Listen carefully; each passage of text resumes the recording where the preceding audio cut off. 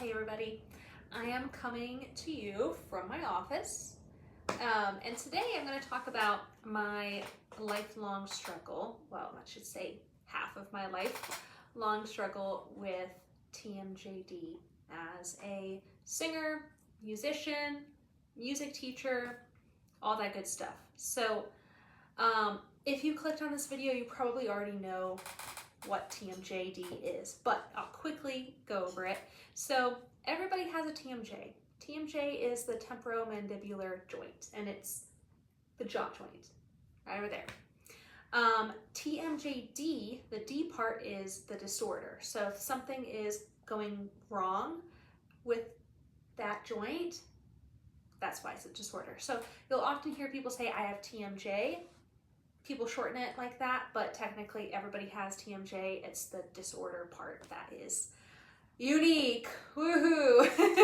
So I started to have jaw pain when I was around 13 years old, and what I believe has caused this is my upper jaw grew a little bit too long.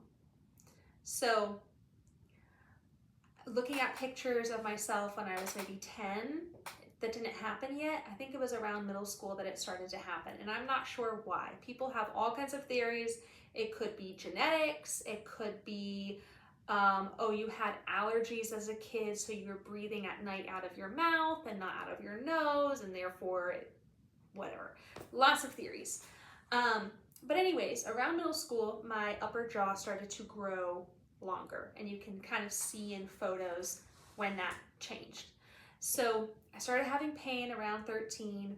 I was a clencher and kind of grinder, and it's obviously not great for you. I thought at first that it was just due to stress, and yes, stress makes clenching and grinding of your teeth worse.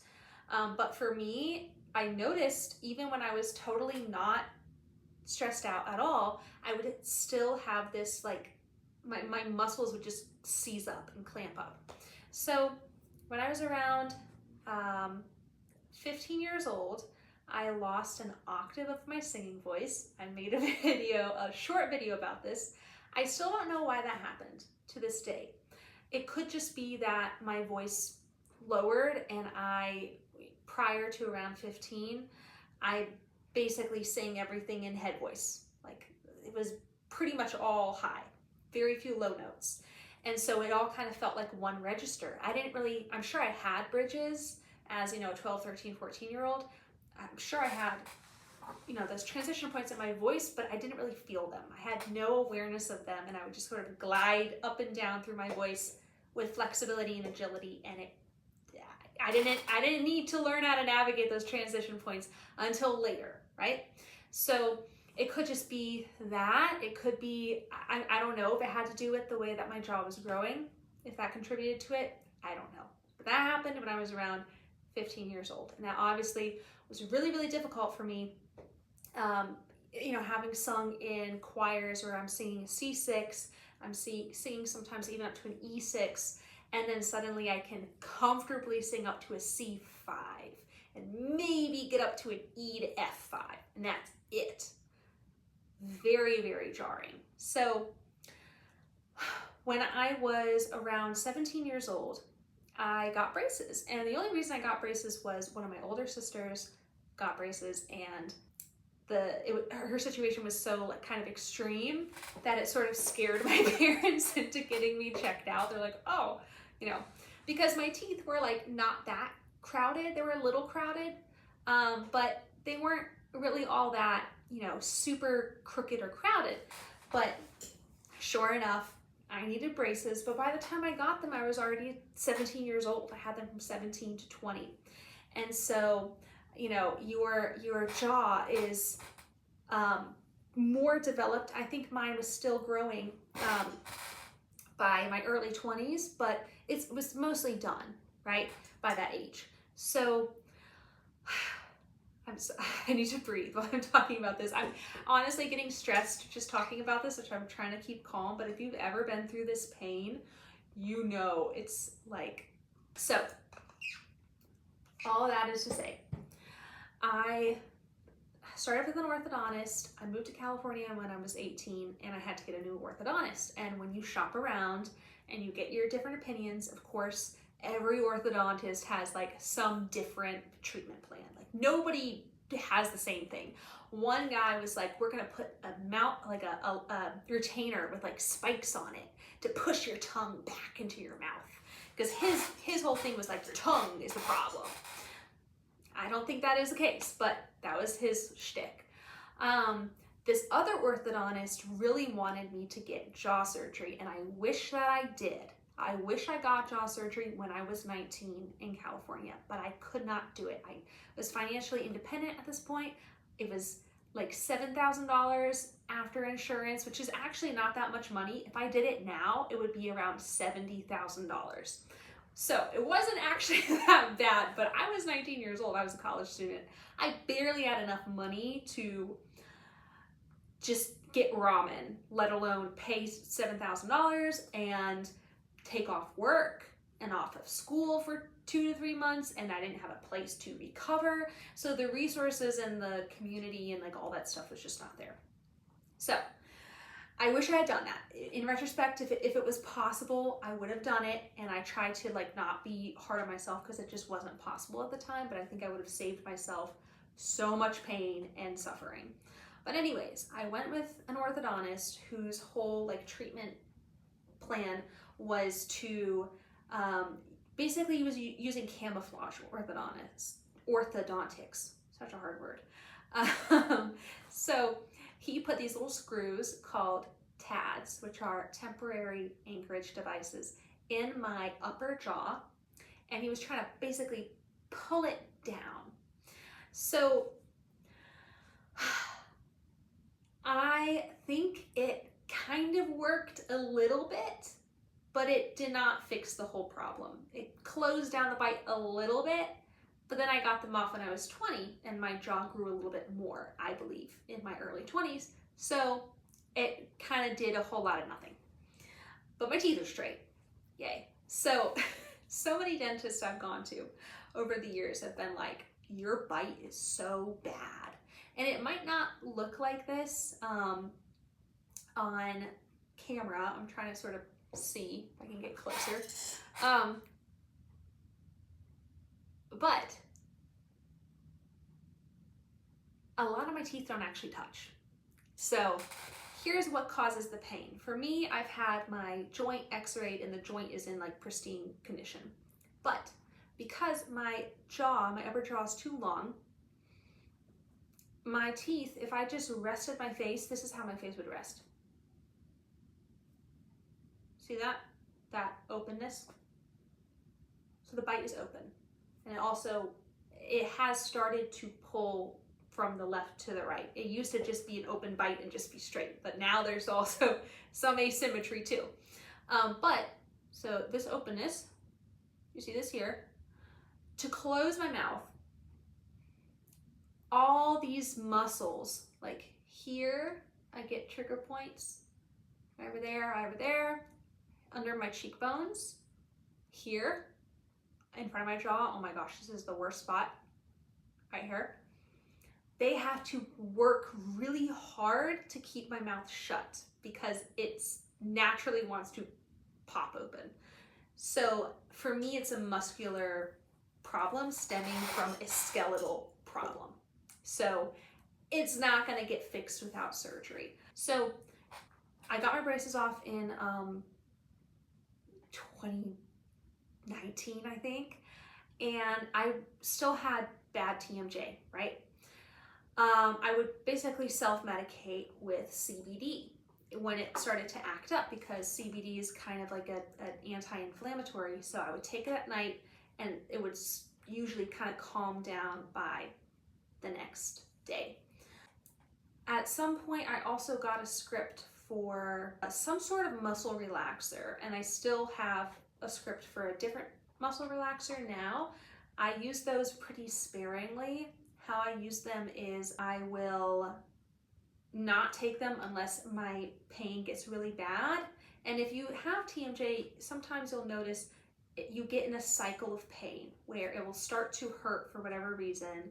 maybe you slept a weird way or you were driving a lot or whatever, it starts to hurt, and then it will seize up, and because you're in pain, then your whole muscles are like, you know, and then it starts this cycle, this bad, vicious cycle. So for me, taking a muscle relaxer at night when I'm in the middle of this kind of forces all these muscles to just chill out, and then it kind of lets my body naturally reset. So I'll take it for 1 to 3 nights, and then I'll stop taking it. You can't really take muscle relaxers every day. You shouldn't. They won't even be effective. They're not good for your body to take every day, but you know, sparingly when you need to, they can really help. So 2022, I go back to school. I decide to actually go for music because I wasn't studying music before. I was like, okay, music is not letting go of me. So we're gonna study music.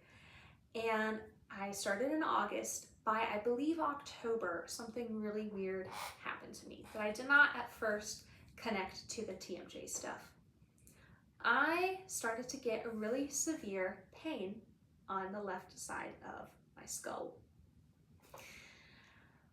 I don't even know how to describe this kind of pain. It's like, it's nerve pain. It's like an electric shock almost. Really, really terrifying. Started out intermittent, and then it was constant. And it would get worse when I was eating. At first I thought I had a dental problem. I went, saw a dentist, and I did x-rays and stuff. Everything was fine. So the pain was like starting here and radiating out into the teeth. And so I thought at first something was wrong. It wasn't. The pain was just radiating. It wasn't originating from the teeth. It was traveling to the teeth. So I eventually go to an ER. This could be a whole other story for a different day. This is in Southwest Virginia, and healthcare there is, it leaves something to be desired. Most of the places there are owned by one company, so there's a healthcare monopoly, and usually when there's a healthcare monopoly, the standard of care plummets. So it was not a good experience. But anyways, they thought, they did a CT scan, everything was fine. They thought I might have meningitis. So they did a spinal tap, and that was clear, but then I got a fluid leak, spinal fluid leak from that. Horrible. The cure is worse than the disease. But anyways, I went to the ER because I thought I was having a stroke, because I was having pain on just one side, and you always hear, okay, if you have pain on one side of your face or of your body, it could be a stroke. And I'm thinking, I'm like in my 20s. How could I, how? I don't do drugs. I don't do anything crazy. Like, how would that even happen? But that's what I thought. So they, of course, never figured out what it was. But I figured out on my own. I was pretty sure it was sort of a secondary trigeminal neuralgia, which is a very fancy way of basically saying there's a nerve with several branches that's on the side of your face, and that nerve can get irritated and causes that pain. And so I was in so much pain, I literally thought I was going to have to drop out of school and like be on disability. Like, I couldn't do anything. It was terrible. This disease, trigeminal neuralgia, is called the suicide disease. So that gives you an idea of how it feels.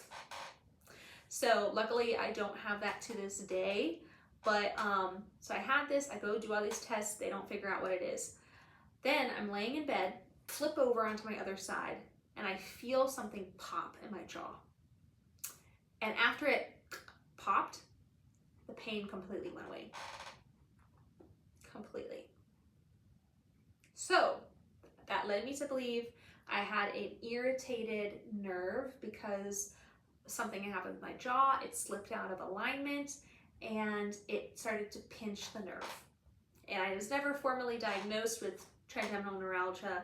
I had spoken to a doctor later at the ER, and he said that could be the case, but I've never got a diagnosis. But after that, occasionally I got little bits of the nerve pain, but it hasn't really come back in full force, knock on wood. I feel very bad for anybody that has trigeminal neuralgia, because that is like a serious condition, right? I don't know what caused it. I mean, I was singing a lot. I had sung before going to college, but I was now singing. I went from singing maybe 30 minutes a day to singing 4 hours plus a day. So I don't know. But all that is to say, that was the most severe side effect, I guess you could say, of the TMJ that I've ever had. And that was very scary. That was in fall of 2022. So ever since then, I've basically just I don't want to say self-medicated because it's not, I have a prescription, but self-assessed myself and then given myself the prescription that an oral surgeon gave me. Muscle relaxers. I don't really do CBD anymore. I'll do magnesium, anything to calm down the muscles and get them to relax. Because for me, like I said, it's not actually the joint, it's the muscles responding to a skeletal thing.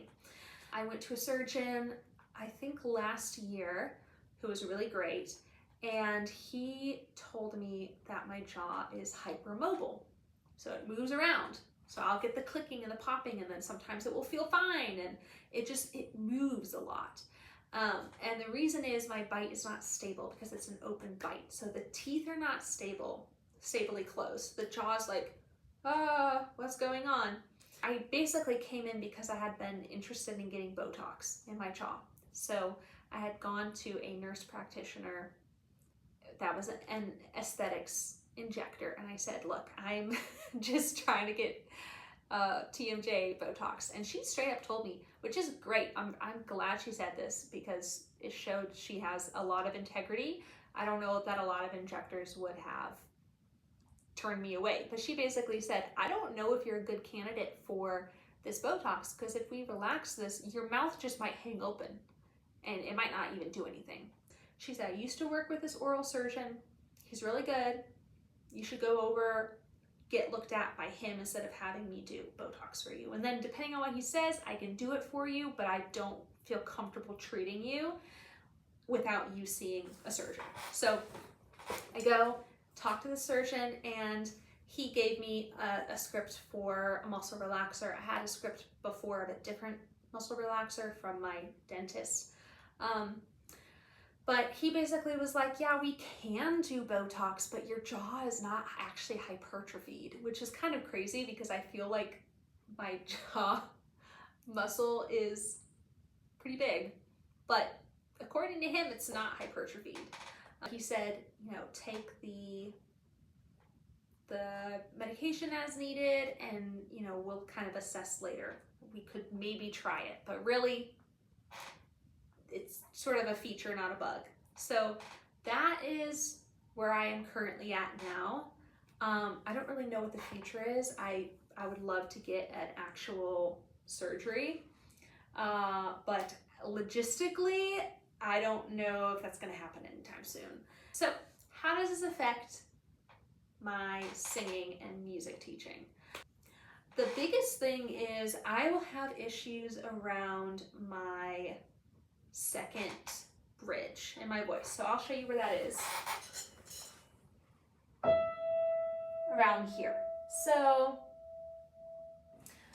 this note, sometimes I will have, I've noticed this recently, I never used to crack here, but now I will sometimes crack if I'm having tongue tension. So when my jaw is really tense, my tongue sort of responds.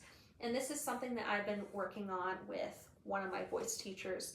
So at first we thought, oh, you got tongue tension, which I do, I have tongue tension. But it seems like the tongue tension is downstream of the jaw. So it's not really like originating in the tongue. When I was in college, we worked a lot on the tip of my tongue, and I thought I had alleviated a lot of my tongue tension, and I did in the tip, but the root still has a lot of tension. So when this area is sore, right over here, like under my cheekbone, that's the worst area for me. When that area gets sore, I notice that's when my tongue wants to pull back and retract back and do all these things, and that messes me up on my high notes, but specifically around the bridge. So I'm working a lot on the tongue tension, trying to work with the jaw, but there are times like today, it's kind of uncomfortable to talk right now. I'm not gonna lie to you. I've been teaching all day and singing a lot, and this area is uncomfortable. So it has affected my high notes, and it has affected, I think it's affecting my belt and mixing abilities. So I'm trying to learn mixing and belting and pull it up higher. And I notice a lot of times what prevents the technique from kind of locking in is the jaw being tense and the tongue being tense. So I have to really work with myself. This, like, soreness here really affects getting the mouth open. Now, I don't really have, how to describe this? Just dropping the jaw, it's not necessarily uncomfortable, but it's the dynamic movements that are uncomfortable, right? Because the mobility there is not great. It's irritated, it's swollen, it's inflamed. So where does that leave me? Where does that leave you if you are in a similar boat to me? I think it's really interesting that in people's paths, everybody has problems, right? I think everybody has a calling of some sort, and people have their calling and they have problems. And to fulfill your calling, the path that you go on, you will encounter resistance, you will encounter obstacles, and these problems that you need to get through or over or under or past or whatever in order to fulfill your calling.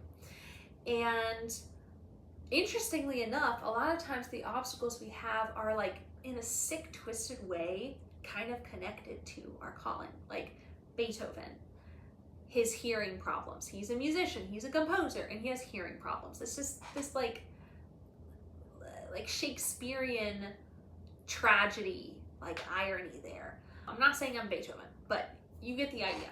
Shania Twain, I think her story is so interesting. She got Lyme disease, and Lyme disease can manifest in so many different ways. So many ways.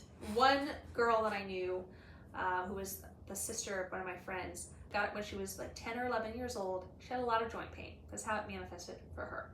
For Shania Twain, guess how it manifested? It attacked her vocal folds of all things, and she got partial paralysis of her vocal folds. Like, why? Do you ever hear, I mean, I know it's possible, but would you ever expect Lyme disease to manifest like that? Of course, the one person that's a famous singer, the Lyme disease is going to attack their vocal folds. It's like just irony, right? Duality of life. I don't know. So I think that, who knows? I don't know if there's anything spiritual to this. Some people believe that our problems, physical problems, have an emotional or spiritual root, and that's why they're manifesting in our lives. I don't really know that I totally buy into that 100%, but I do see the connection. Like for me, a lot of my pain stems from my muscles being asked to do something, hold everything down, right? But they're not really able to do. They're given a task that, because of everything that's going on, it's just too hard for them. They can't do it. They're being pushed beyond their capacity, and that's why they spasm and they get inflamed and they get sore. And that's been the case for me a lot of my life. I've been put in a lot of situations. Sometimes I put myself in them, but oftentimes other people or life itself has put me in situations where I'm just expected to overfunction and do the most, do more than I can bear, than I can handle, be stretched beyond my capacity. So I'm being stretched beyond my capacity in a lot of ways in life, and then that's also like my physical ailment is because I'm being stretched beyond my capacity. Then it's ironic. The irony is not lost upon me. But when you have a calling, you have to kind of just embrace the problems that you have and not let it stop you from your calling. I don't really have a solution to this. You have to keep going forward with the problems that you have, with the faith that if you keep going forward and doing what you're supposed to do, eventually the solutions will present themselves. You can't go chasing down solutions. Not that you shouldn't do research or go see doctors or whatever, but you can't put your life on hold and refuse to participate in your calling until you cognitively, intellectually figure out the solution to all the problems that you have now and any possible problems that could pop up along the way to your calling. I mean, you can do that. People do it all the time. But if you ever want to get anywhere in life, you can't just sit on the sidelines being like, I'm not going to play until I am assured that nothing bad is ever going to happen in my life. And any problems I do have, I get the exact playbook of how they're going to be resolved. Where is that going to lead you? Nowhere good. So obviously I will continue to try to seek medical, treatment and stuff as I can. And then with singing, right now it's just a lot of workarounds. I would love to see a day where I don't have any pain and inflammation and everything's super easy and the high notes are super easy and all the belts are super easy and amazing and whatever. But you also have to kind of think of yourself like an athlete, right? Athletes get torn ACLs. Athletes get other problems, right? And you have to sort of figure out a way to deal with the human condition in the pursuit of your dreams. If the only people that ever pursued their dreams or followed their calling were completely healthy, mind, body, soul, totally balanced, had resources, and had a great community support, and everyone supported them, whatever, nothing would ever get done. There'd be no art, there'd be no architecture, movies, engineering designs, patents, nothing. Pretty much nothing, because how many people are perfectly healthy, mind, body, soul, have all the resources that they could ever need, all the time, and family support, community support, everyone supports them, everybody loves their ideas. I've very rarely met somebody that met all of those criteria. So I hope you enjoyed this video. This is a hard topic to talk about because we're talking about pain, we're talking about things that affect your body and what you're able to do on a day-to-day basis. So I'm thankful to anyone who made it this far. And I will come back with hopefully some more exciting, fun stuff pretty soon.